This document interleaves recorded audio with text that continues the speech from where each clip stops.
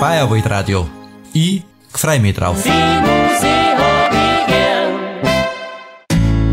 Geschichten aus dem Leben von Sepp und Xaver. Nur im Original, dem Bayerwald Radio. Ihr Sender für Volksmusik.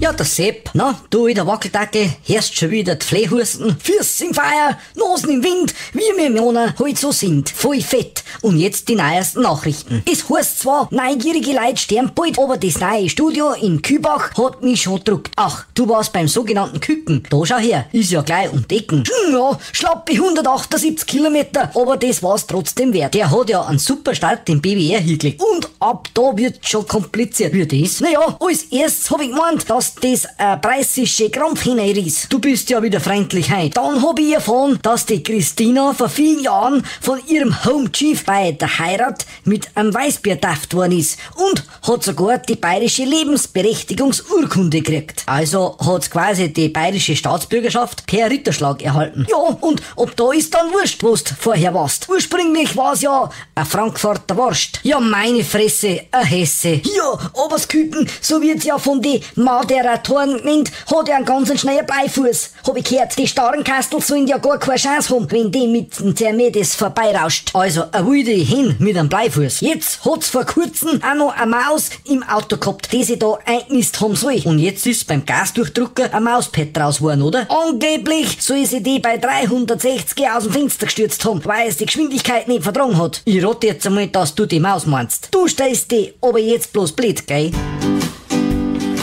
Das war Sepp und Xaver. Fortsetzung folgt.